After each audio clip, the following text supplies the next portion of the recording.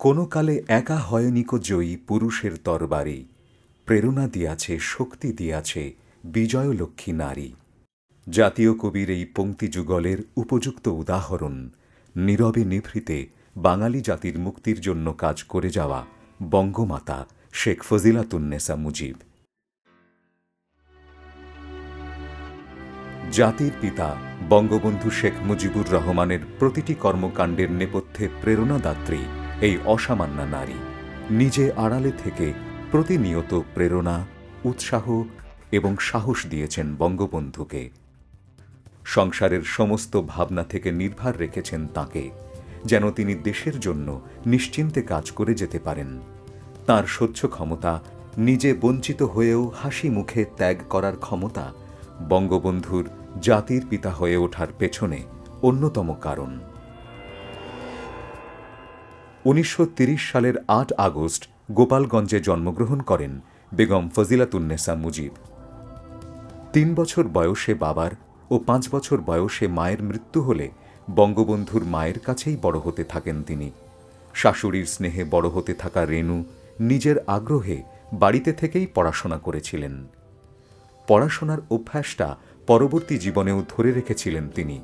অসাধারণ বুদ্ধিমত্তা, স্থৈর্য, অসীম ধৈর্য ও সাহসের সমন্বয়ে তিনি হয়ে উঠেছিলেন এক অসামান্যা নারী। স্বামীর পড়াশোনা এবং রাজনীতির কারণে অধিকাংশ সময়েই স্বামীর কাছ থেকে দূরে থাকতে হয়েছে তাঁকে। একাই সংসার সন্তান সামলে নিয়েছেন অবিচলভাবে, অথচ স্বামীর কর্মকাণ্ডে কখনো বাধা না হয়ে অনুপ্রেরণা জুগিয়েছেন সাধ্যমতো।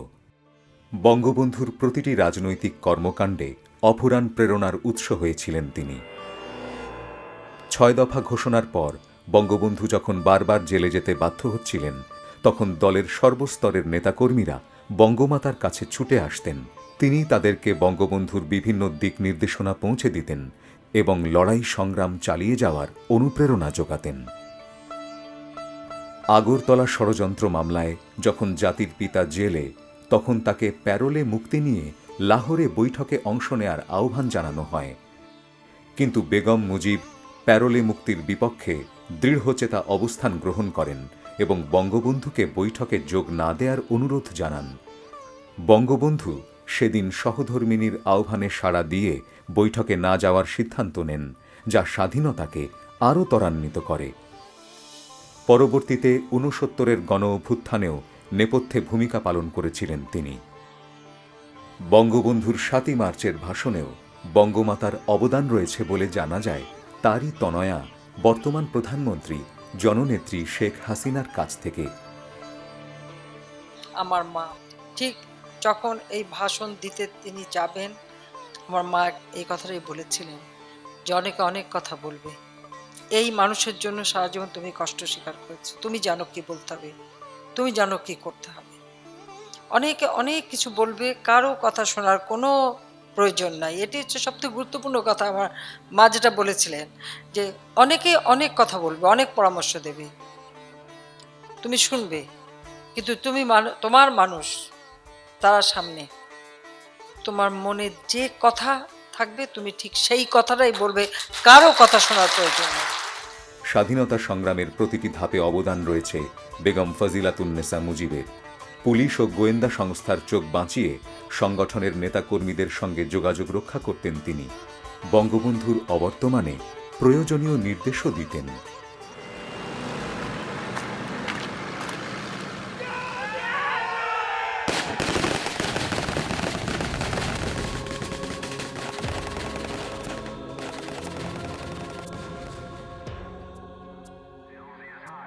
(১৯৭১ সালের ২৫শে মার্চ বঙ্গবন্ধু গ্রেপ্তার হলেও দিশেহারা হননি তিনি। দেশ মাতৃকার মুক্তির জন্য নিজের ২ বীর সন্তান শেখ কামাল ও শেখ জামালকে মুক্তিযুদ্ধে পাঠিয়েছেন, যোগাযোগ রেখেছেন মুক্তি সংগ্রামীদের সাথে। তিনি নিজের গয়না বিক্রি করেও স্বাধীনতা সংগ্রামে সহায়তা করেছেন। কঠিন সময়ে দৃঢ়তা বজায় রাখার দারুণ ক্ষমতা ছিল তাঁর। স্বাধীন দেশে বঙ্গবন্ধুর সমস্ত কর্মকাণ্ডের মাঝে বঙ্গমাতার নীরব অবদান রয়েছে। যুদ্ধবিধ্বস্ত দেশ গড়ে তুলতে বঙ্গবন্ধুকে সহযোগিতা করেছিলেন তিনি। বীরাঙ্গনাদের চিকিৎসার ব্যবস্থা করে, তাদের ব্যক্তিগতভাবে সহযোগিতা করে এবং সামাজিকভাবে প্রতিষ্ঠিত করতেও তিনি সহায়তা করেছিলেন। মাতৃস্নেহে যত্ন করতেন সবাইকে।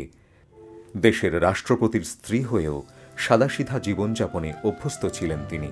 স্বামীর আদর্শের সাথে মিলিয়ে মানুষ করেছিলেন নিজের সন্তানদের।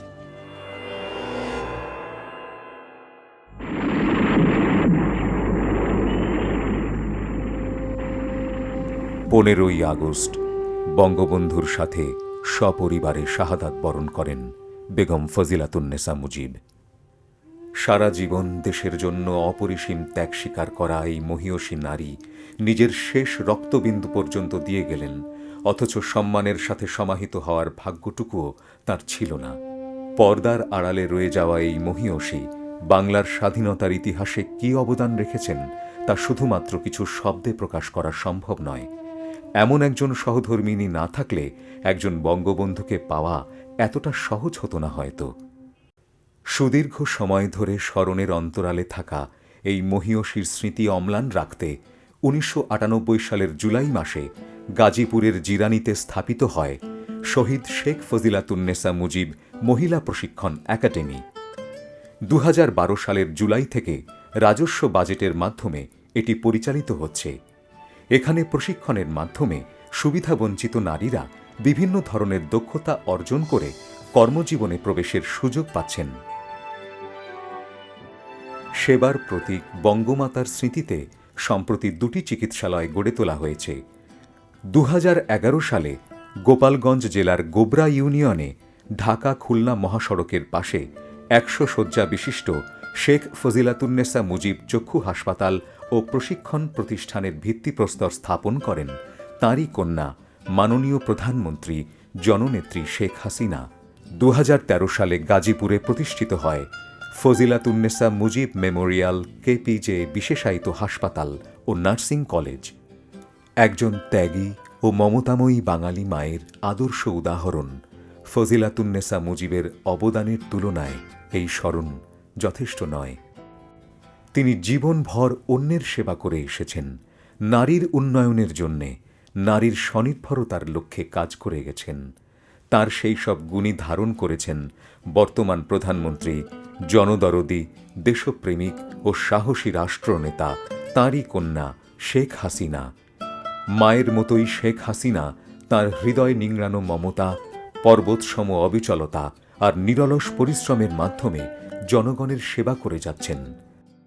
তাঁর বলিষ্ঠ নেতৃত্বে দেশ জুড়ে বহু প্রতিষ্ঠানের মাধ্যমে নারীর সামাজিক, রাজনৈতিক ও অর্থনৈতিক ক্ষমতায়ন ঘটেছে। বাঙালি নারীর বিশিষ্ট সত্তার উন্মেষ ঘটেছে বিশ্বজুড়ে। এমন এক মেয়ের জন্ম দিয়েছেন যে মা এ জাতির আত্মপরিচয়ের জন্য, বাঙালির স্বাধীনতার জন্য লড়াই করেছেন যে মা, সেই বঙ্গমাতার অবদান এই মাটিতে অবিস্মরণীয় হয়ে থাকবে।